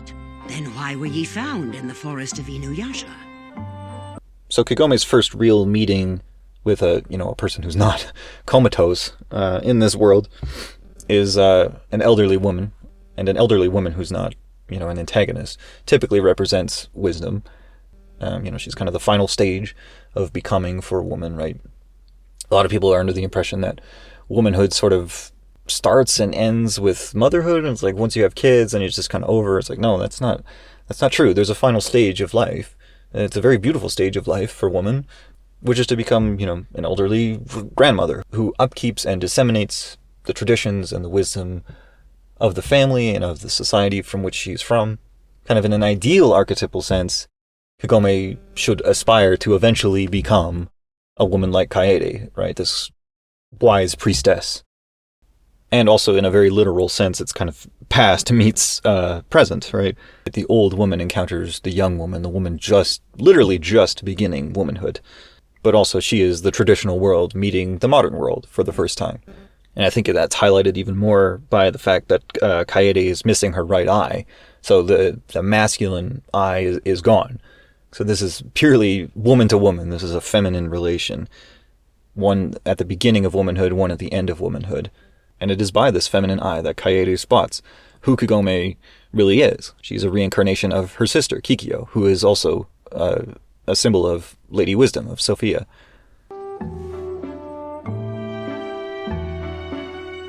Let me have a good look at ye. Look clever, girl, or be ye a half-wit. Why, you... It's there, though I know not why. And then that's all kind of capped off by the fact that there's a full moon, which of course, like we already said, the moon is feminine. So you have that kind of full femininity right there. It's trifecta. We really aren't in Tokyo anymore, are we? Tokyo. Never heard of it. Is that where your people are from? Yeah. So I, should get going.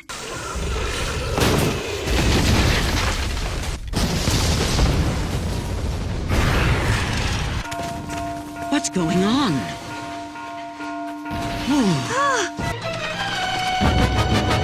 Give me the sacred jewel!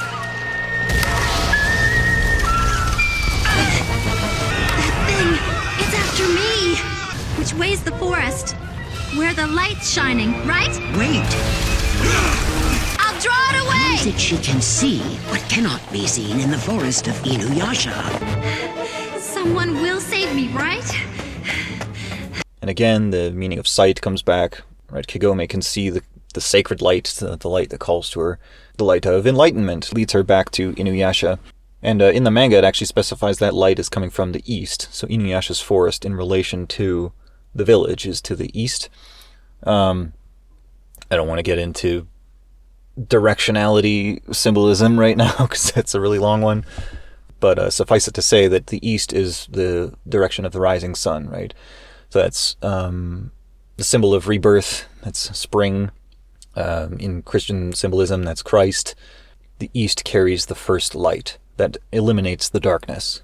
So nighttime and the darkness was considered like a type of underworld or a type of death that we all undergo each day. And it ends when morning comes, when the sun returns kind of as our savior, where ordinarily the light of the moon kind of keeps us safe at night to guide us and illuminate things using the sun's light, which, yes, you might be surprised to know that ancient people did actually know that the moon's light was not its own light, but it was actually borrowing light from the sun. And the east represents that demarcation where night or death ends and new life and the day begins. So it is literally the light of enlightenment, the sun, the first light.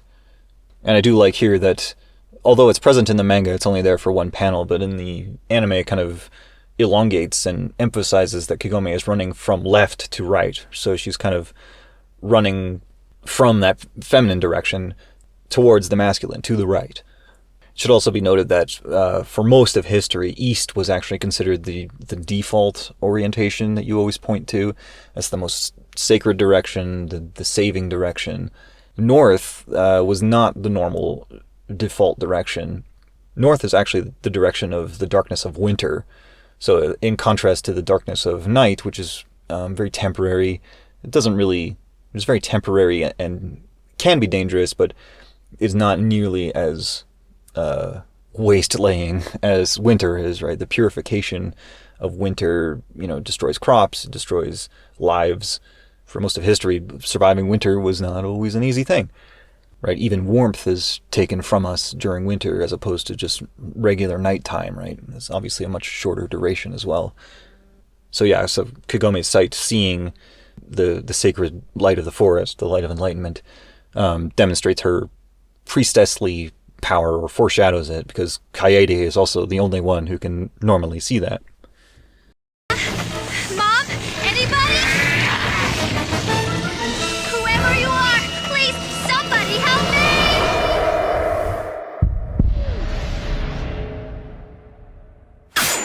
me! So this bit is actually a bit different in the anime too, and actually I think this is better in the anime. So one point to the anime, I guess, but it's actually Kagome's power of word that awakens InuYasha, right? She basically summons the heroic male, in a sense, to come rescue her. And it's implied in the anime that is what awakens InuYasha. Whereas in the manga, he awakens by her smell. She smells like Kikyo, and that is enough to awaken him by rage, which I actually like less. Although smell is associated with spirit, right? Because air, of course, is associated with spirit. Right, it's the breath of life that emanates from God, right? The Holy Spirit. And so someone's smell or their breath also have these connotations. So it's kind of by her spirit that he awakens, whereas in the anime it's her power of word, which is a thing that we're going to get into in a little bit here. It's very important. But I actually don't like the smell version in the manga because she was already really close to him like hours ago. So why didn't he wake up then, right? It kind of makes more sense that now that she's screaming for help, that is sort of what awakens him. And it'll make even more sense when I explain what the power of the word is. So yeah, I do actually think that's way better in the anime.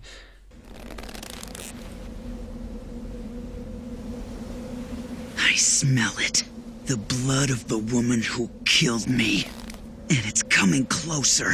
Ugh.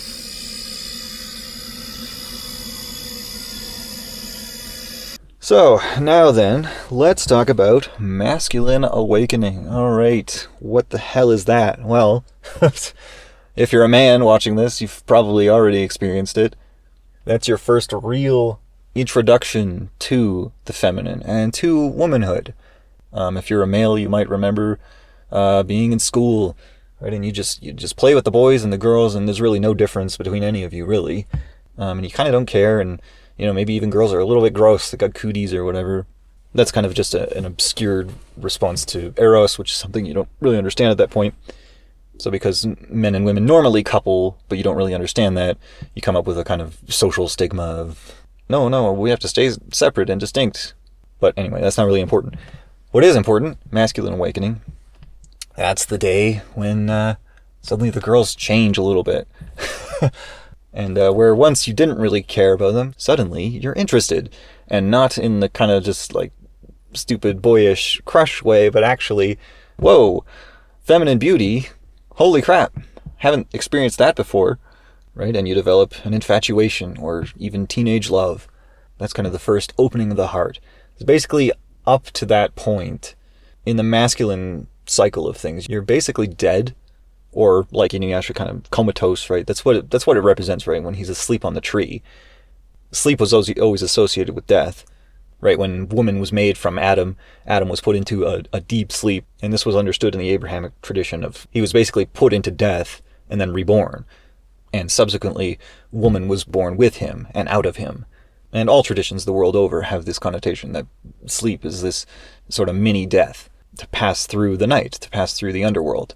And you awaken at, dawn, at the first light, at the light of enlightenment. That's when you're reborn, right? And so, of course, like we were just saying, the East and the new rising sun is rebirth, is Christ, resurrection. When you awake, that's resurrection. So InuYasha was comatose, he was asleep, but he was dead. Symbolically, he was dead.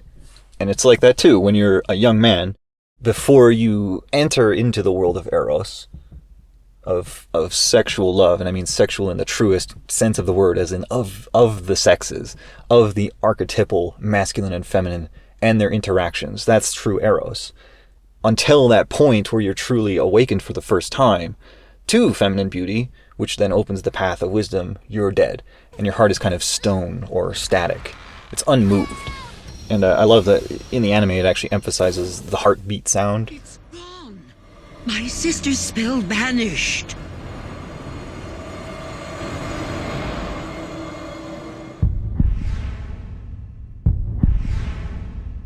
Whenever there's kind of some kind of awakening, especially on the masculine side of things, we see it a lot with Tetsaiga. But I love that because it indicates the pulsing of the heart, the awakening of the heart, the opening of the heart.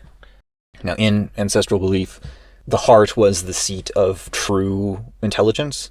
So you had the brain, which was the seat of like measly rationality, if that makes any sense. It's kind of the world and concerned with the lower order of things, the chthonic, the earthly, right? That's the material sciences, right? In our modern age, that's kind of what it's associated with.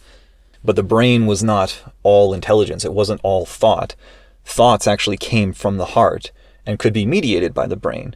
But the heart was actually the higher order of thought, of belief, because intuition was a descent of celestial knowledge, of the knowledge from the mind of God, down to mankind, and it was received through the heart.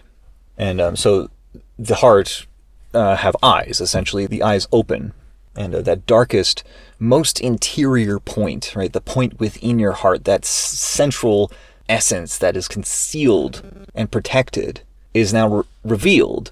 But at the same time as those eyes open, right, it's called the noose.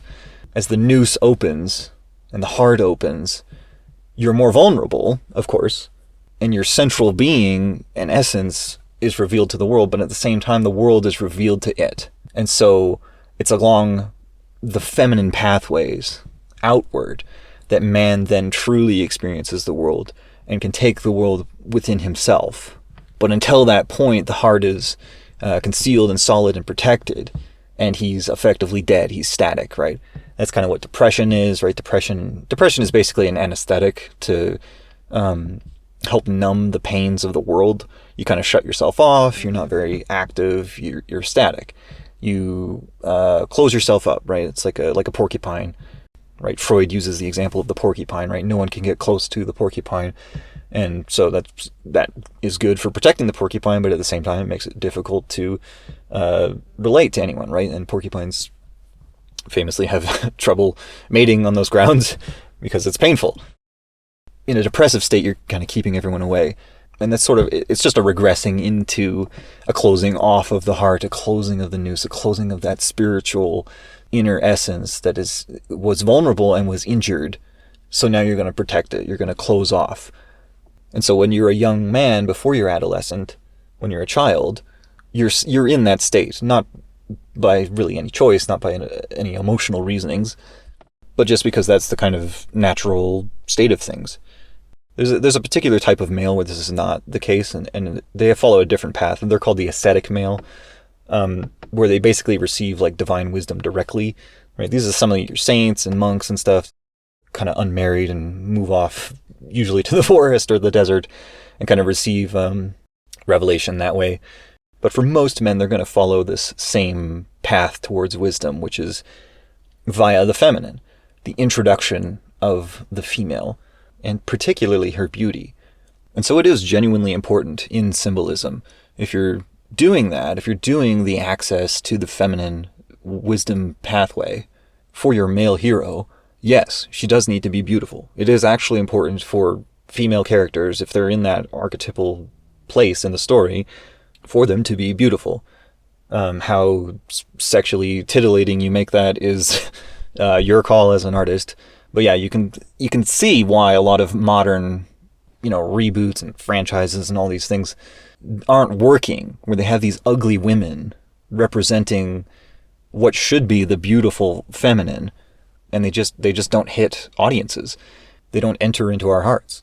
The reasons for that aren't just because people want eye candy. It's much deeper than that. A beautiful young woman indicates an entrance into the path towards enlightenment, that kind of initiation. We see this literally with Theotokos, not to bring her up again, but Mother Mary, right, is the entrance to wisdom being spilled into the world. Via the opening of the womb, Christ comes forth, destroys death by death, and then bestows the true wisdom, the Holy Spirit, at Pentecost upon his disciples. So again, it was through woman and her interactions with the masculine that wisdom is brought forth. And the womb and the vagina, of course, are openings, right? They symbolize openings. And so that's typically how the beginning of the opening of the noose, the interior of the heart, the eyes of the heart in men begin with first infatuation, with first love, with first true experience of eros, of feminine beauty. So that gets literally transcribed here upon the scene. InuYasha is asleep for 50 years, right? After his love betrays him and is taken from him, he lies asleep, he lies dormant, depressed maybe you could say, but in death for 50 whole years until Kagome wakes him up. And she will begin him upon the path of individuation for the male, the heroic journey to become the heroic male. Right now he's the bestial male, the half man, half animal, the dog man, which symbolically characterizes the bestial man, the lowly man, the man of the underworld, or who's more inclined to his kind of animal nature, concerned with material things and baser urges, far away from intuition or divine revelation and close to instinct and wild emotionality and self-serving vices. That's what the satyr represents, right? If you've seen the half man, half goat, probably. He's got goat legs. The satyr is kind of the quintessential bestial man, half animal. In fact, they're normally portrayed with erections. The phallus is, of course, a symbol of potency, but in the case of the satyr, who essentially has a constant permanent erection, is guided by it, right? Guided by the little brain, as we call it. And in folklore and even artwork, they're portrayed as like rampant rapists. They will rape and kill all sorts of creatures, feminine creatures, So they're a very destructive, negative, masculine thing. Like I was saying earlier, right, young women look for in young men typically those more bestial attributes so she can elevate him, transcend him to the heroic male, ideally, if she can. That's exactly what Kagome will do.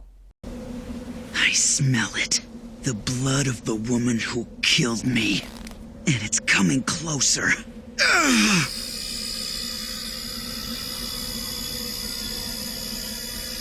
It's also specifically the blood that he smells of Kagome. So the blood, of course, has an intimate relation with the heart, which we've just gone over, but the blood itself represents the internal vital essence of the creature. So both its kind of robust fortitude, its life force, but at the same time, the identity or the soul of the creature is kind of bound up in the blood as well. And so the blood has a very sacred character, which you could probably guess, given all the many ancient rituals to do with blood. But blood also, fascinating enough, ties us back to the past as well, which is obviously a key theme of the series. But the blood is the ancestral gateway, right? It connects us to our families and our traditions of past.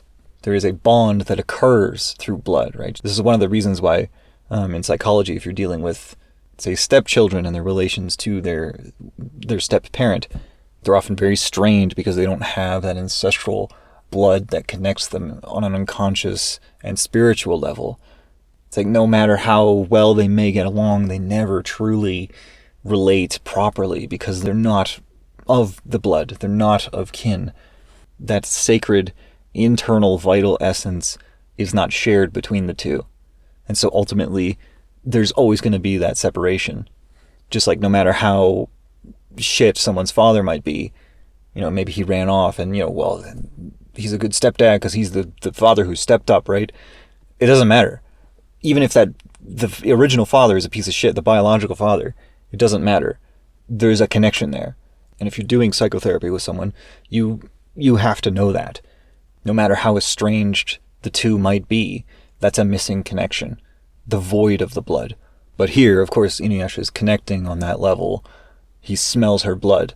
Like I was saying before, right? Smell, of course, air, the Holy Spirit, or Atma, whatever you want to call it, the animating life force and principle, that unconditioned force that gives being to all things and grants animation to living creatures as the breath of life, is interacting with the vital internal essence of Kagome. And he reacts to that so much that he awakes from death.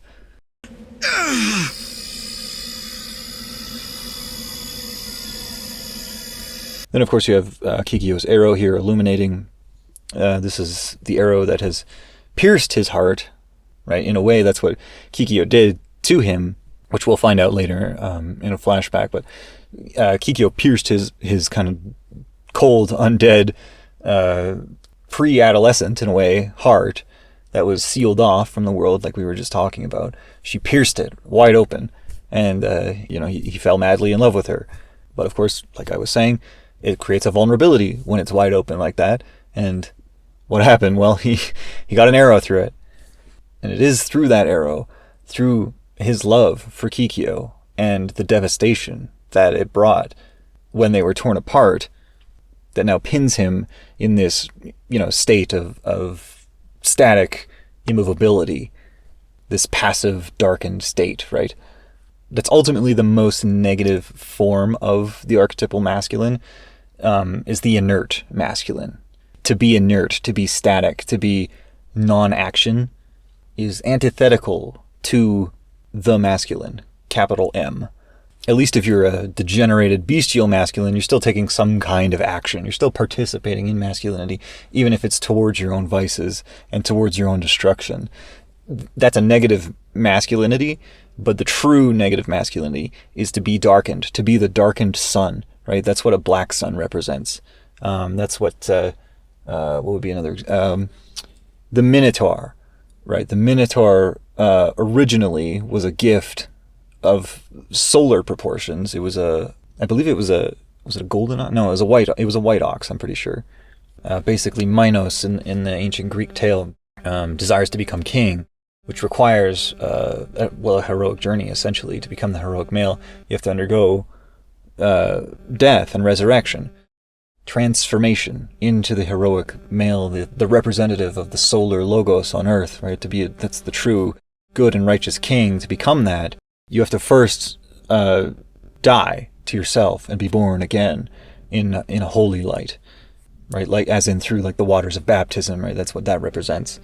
And actually, in the original tale, you see that too. It's Poseidon, the god of the sea, of waters, the feminine substance, where the surface of waters is new life, but the depths of waters are the grave and death. Poseidon sacrifices his prized it's a psychopomp, the ox, sacrifices his prized ox to Minos in his quest to become king. And the ox was a pure, brilliant white light. So it's the light of illumination, and the light upon reflective waters towards new life. But Minos was supposed to part with this ox to re-sacrifice what is given by heaven back to heaven, much the same way we ritualistically sacrifice things on earth. It's a returning of what belongs to God, or the gods, and depriving ourselves of it simultaneously. Because ultimately, man has always believed that these things are not ours, but of the heavens. They were created by something greater than us, and so while we enjoy them, and we use them to our benefit, ultimately we have to be willing to give back when it is called for. He's so enamored by its magnificence that he can't let it go, right? A true psychopomp will lead you through the world of the dead, but then it must part with you at some point, like, Virgil in Dante's Inferno, right? But he can't, right? He doesn't part with it, and so he can't receive a divine re-life. So then Poseidon beseeches Aphrodite, the goddess of love, to curse Minos' wife. So his object of eros, or in the path of wisdom, she curses his wife to copulate with the ox, kind of corrupting the purity and innocence of both of them, right? The ox, as white, is both an enlightening white light, but also represents purity and innocence. This gets corrupted, and so it becomes this no longer shining bright light in a sense, and it gives birth to offspring, to a new version of itself, immortalized now as the Minotaur, kind of half man, half bull. Minotaur, I believe, just means king bull, because that's effectively what Minos wanted, right? He couldn't make it on the true quest to become the heroic male, the divine solar logos on earth. So he's the degenerated male, so he's the lowly bestial man, and that's represented by the Minotaur, the half man, half beast. Minos couldn't become the true and good and righteous king because he couldn't cut it. He couldn't cut the mustard. It's also represented by the fact that he must sacrifice 7 young boys and 7 young girls of his own people to the Minotaur every 9 years at the center of the labyrinth. And then the Minotaur becomes essentially the guardian of the labyrinth, which was originally like kind of an underground catacombs style place, an underworld, which requires a guide, right? A psychopomp to get you through it, a bright light. The Minotaur resides at the center of that as a darkened solar object, right? Originally it was a bright, shining solar object of the celestial heavens, but now because Minos is the negative masculine, the inert male, that's represented by the Minotaur being now a darkened solar object. So the sun has lost its light in a way, and that would truly be the worst thing for the sun that could possibly happen, right? Is to lose its light and warmth and heat. To be inert would negate the very value of the sun itself. It would no longer be the sun. The moon represents the feminine, and the sun represents the masculine. King Minos, at the end of his tale, after his death, also takes the place as the new psychopomp. And so that's what's happened here, pierced by the arrow. He's become inert, the darkened solar object. But he will be reawakened, reborn, in new light from the east by way of Eros, by Kagome. A reigniting of the sun, in a way. The jewel. Give it to me! I told you, I don't have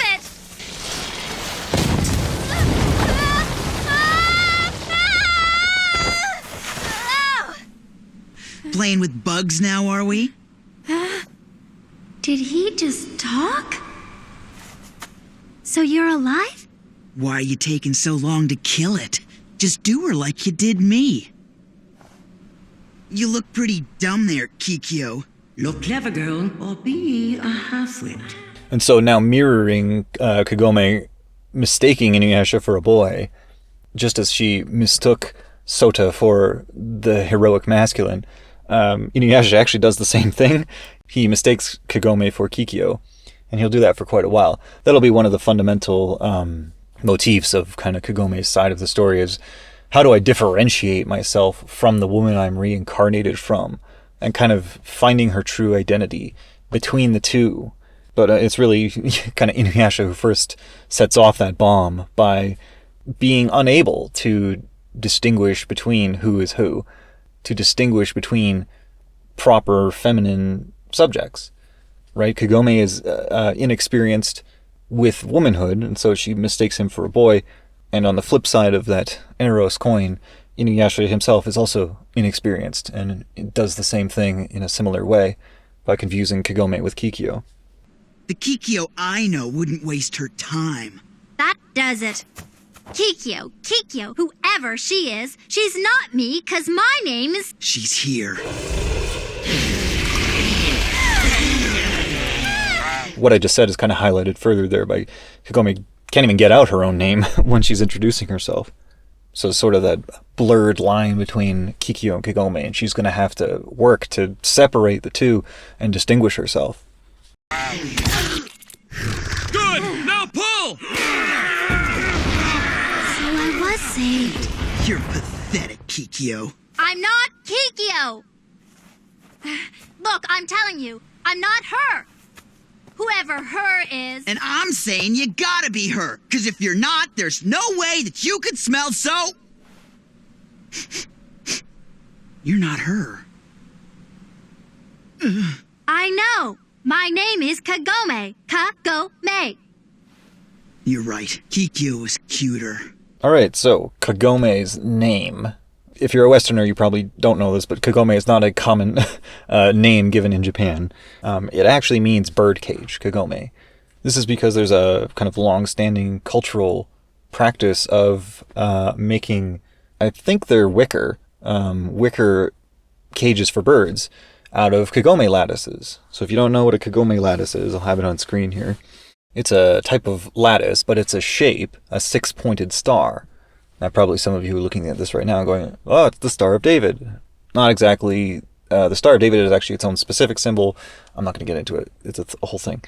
It's actually not even David's star. That's a misnomer. But anyway, a Kagome shape is different. It actually shares basically the same symbolic meaning as the Shatkona, which I'll show you the Shatkona. Eerily similar. That's because what they are is they're essentially two overlapping triangles, but one is inverted in its vertical direction. So you have one pointing up and one pointing down, and then you overlap them and you create a six-pointed star. The upward triangle represents the heavenly, but also the masculine, and the upside-down triangle represents the earthly and the feminine. So when you bring them together, it's a symbol of love. It's a divine union of the masculine and feminine. So the holy sexual union. In Hinduism, the upper triangle represents Purusha, the supreme being, and Prakriti, who is Mother Nature or the earthly being, the finite and causal matter. Kagome, specifically in Japanese, kago means basket, and me means eye or eyes. So the eyes of the basket. The in-lore reason why she's named Kagome is because her mother saw that there was a glowing light within Kagome, which of course we know now was the sacred jewel, but that opening to the kind of celestial object inside is why she calls her Kagome, or birdcage. As we discussed earlier, birds, a celestial creature that sometimes carry the light of the sun or otherwise drawn to it by being creatures of the sky. So there's actually a lot of meaning, both intentional and unintentional, with Kagome's name. Now, the six-pointed star. Six-pointed stars by themselves tend to embody meanings of like harmony or duality, or of course the act of creation. Right, the Earth was created in 6 days. In addition to the sexual union, between masculine and feminine. But, and here's where things get even more interesting, Kikyo's name means Chinese bellflower. Now you might be thinking, emblematic, what the hell does that have to do with anything? Well, a Chinese bellflower, if you look at it, is a 5-pointed star. It's one less than 6, if you weren't aware. Now, a 5-pointed star, you have 5, obviously, is the number of love. And so, as InuYasha's first love, it's his first introduction to the feminine and the pathway to wisdom. But Kagome then, as the 6-pointed star of the balanced star, and the star of the sexual union, is the kind of evolution beyond that initial, infatuation that you experience, first in adolescence, to the next stage of Eros, which embodies both the infatuation and love, but also the overt holy ritual of the sexual union that entails. Right? And the Chinese bellflower, the Kikyo, is an autumn flower. So it's the descending phase from the golden age, that we were talking about earlier, into the world of darkness, into the world of death, which of course InuYasha experiences for 50 years. And that's also when birds depart as well, right, in the autumn. But when do birds return? In the spring. That would be when your Kagome sees use again, right? So the birds are strangely important in this cycle of symbolism we've got going on here. And obviously the Kikyo is directly associated with the pentagram, and the pentagram is the lover's knot, the 5-pointed star. The 5-pointed star and the 8-pointed star also both represent Ishtar, the goddess of love, like directly, and indirectly they represent most other love goddesses, such as Aphrodite. The reason for this is actually Venus, which was considered a star having 8 points, which travels to 5 points in the sky throughout the year, basically creating a pentagram through its yearly movements. I'll try to put it on screen. So Venus has points in 2 different senses. The light rays from it are the first sense. It emanates the symbolism of 8, which I won't get into, but suffice it to say that 8 represents the everlasting, particularly everlasting duality or harmony. This is why the day of the eschaton, or when the old creation is swept away and we are joyful with God in heaven, it's called the 8th day of the week. 6 days to make creation, the 7th day of rest and completion, and the 8th hidden day of the week that is everlasting perfection in the new heavens. The 5 points of the journey of Venus represent its purposeful nature, moving through love. Experience itself is a journey permitted by the dimension of time, and love itself is a journey, an experience. 5, as I mentioned, represents love and the despair that necessitates all types of love.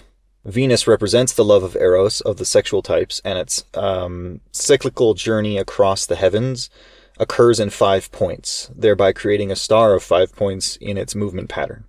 The 8 rays of light it emits declares the everlasting nature of true Eros.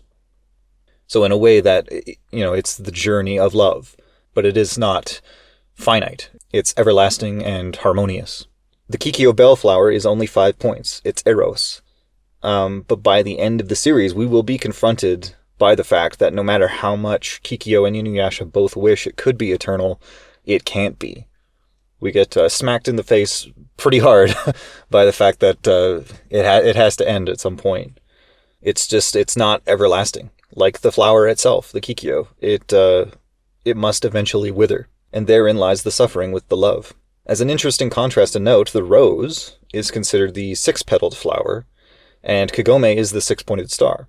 The rose is probably very obviously associated with love, and there are many conceptions of the everlasting rose that never wilts.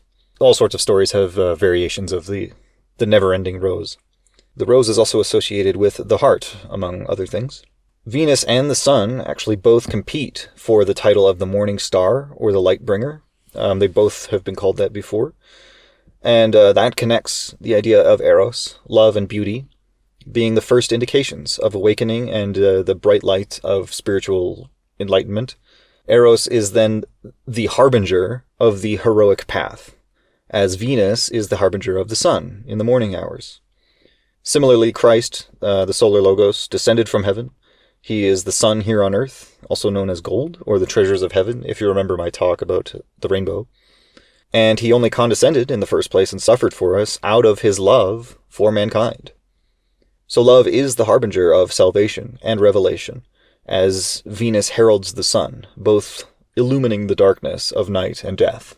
The blackness that pervades the earth and blinds man, Venus and the sun both stand courageous on the first lines of offense against it. So yeah, it's just peculiar that you have this, this 5-pointed star that then reincarnates to the very next one, the 6-pointed star, which is effectively a more complete version, which Kagome is. And now you're probably asking, but what does InuYasha mean? It means dog demon. You're right. Kikyo is cuter. Much cuter. What you? That's pretty close to InuYasha's actual line in the manga, but specifically he says she's more beautiful. So again, coming back to what I was saying, beauty is important to that initial stage of the path of wisdom, for a man to look upon the beauty of a woman.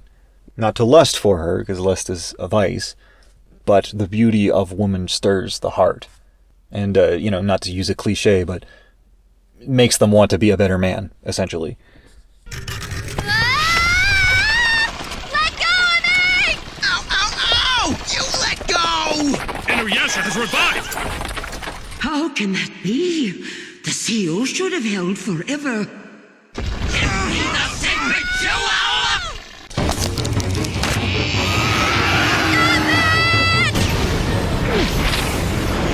Again, Kagome using her left feminine hand to summon her internal powers. Hey, I did that before too, in the well. What's happening now? You actually have an illumining of both of the hearts of our main characters, I will mention. The glowing arrow and the glowing sacred jewel, which represents the heart, but I'm going to elaborate on that later. But they are again mirroring each other.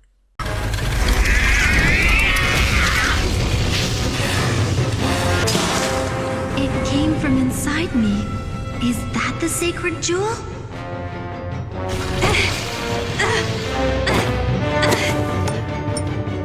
Give me the jewel, quick! What? Of course, the sacred jewel is pulled from Kagome's internal, central location. The interior essence is being ripped out of her, essentially. And it, of course, is coming from her left side. Hurry! I heard some half-demon spawn was after the sacred jewel. It's you, isn't Half it? demon? What is he? So there we get the clearer indication of half man, half animal, or in this case, demon, half man, half demon. Anything more than that be a waste of my time. Listen, you talk big, but can you back it up? Can you or not? What can he do? In there like that? Or you, for that matter? You're powerless to stop me. Kagome almost daring him to summon the heroic male within. Woman as muse has this way about her. You're helpless, the both of you. Don't you dare! It swallowed the jewel! Kaede, what shall we do? The symbol of consumption is to take in something within yourself, to kind of incorporate a foreign body with your own body. Right, there's lots of things in the more gruesome aspects of the ancient world, like eating the hearts of your enemies and whatnot. That's the point, is the taking in of that which is not you and turning it into you, to extend or evolve or alter your very being into something even greater. That's what eating is. Look, it's rearming.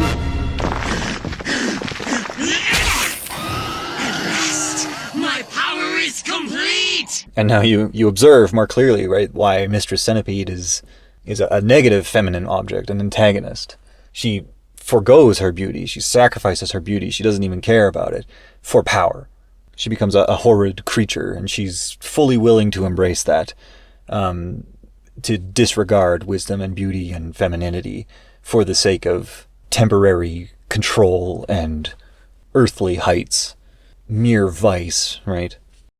Hey, can you pull out this arrow? Huh? Look, can you pull out this arrow or not? I don't know. Nay, child. Once the arrow is removed, then InuYasha will be free to destroy us all. At least with me you've got a chance, whereas that thing's gonna eat you! And what about you? Are you ready to die yet? The man of death asking Kagome if she's willing to face the same thing.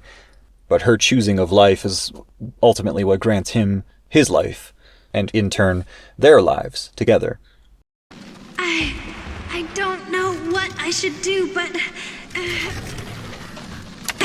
given the choice, I choose to...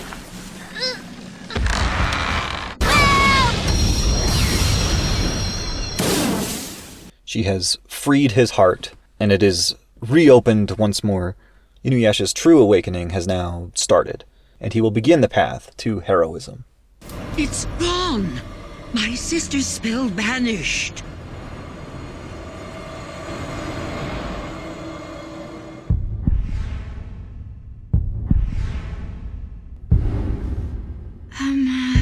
InuYasha? I'll also talk about bows and arrows as well, because it's kind of central now. But so the bow and the arrow, symbolically, one is feminine, one is masculine. The bow is feminine, and the arrow is masculine. The arrow being like a phallic object, right? So that makes sense. Arrows do actually also have an association with the rays of the sun, which extend outward and pierce and penetrate the earth. And the bow is kind of an opening.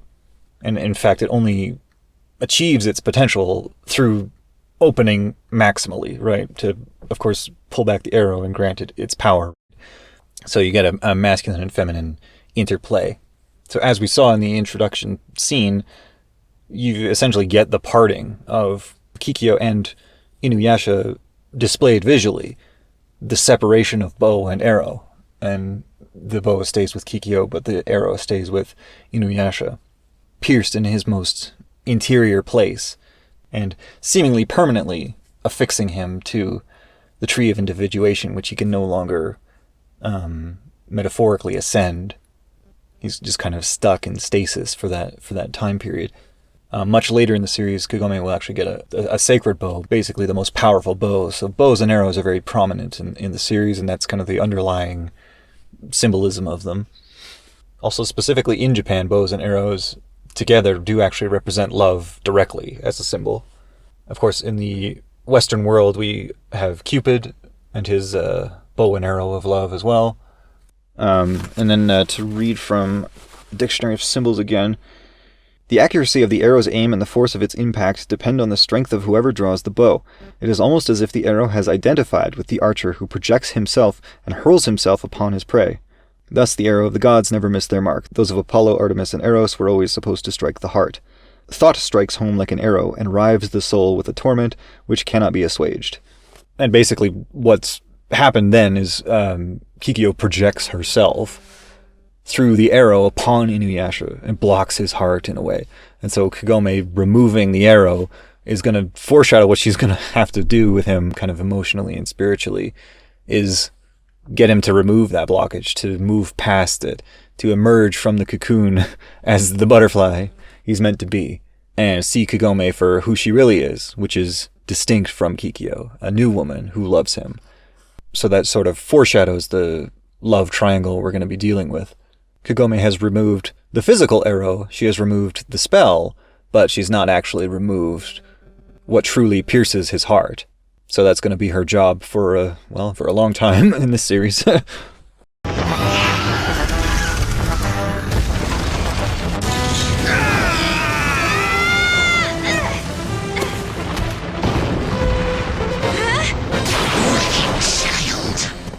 Nasty hag!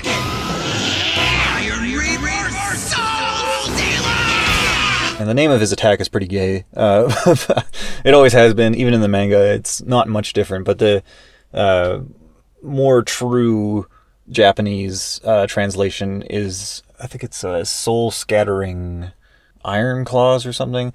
The iron claws you can kind of dismiss, it's not that important. The soul scattering is a little bit meaningful in the sense that his only attack really is at least built with the intention of destroying the soul or the essence or the identity of a thing, right? Tearing apart and reducing form, reducing identity, kind of going against manifestation itself and life and the animating force.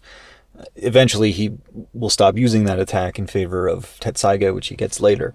But it just kind of shows that in his kind of degenerated, more bestial state, he's reduced to his claws like an animal, and those claws themselves have kind of a negative name to them, the scattering of the soul, right?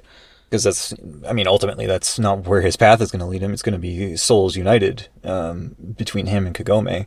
They'll be elevated into a new being, into a new form as man and wife. So it's in some ways the opposite of soul scattering. Well,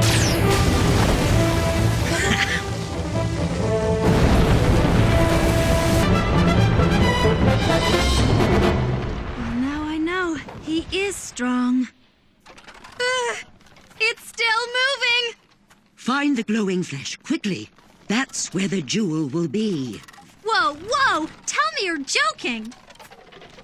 Once again, the sight of light, the eyes of wisdom appear again. There! It's that one!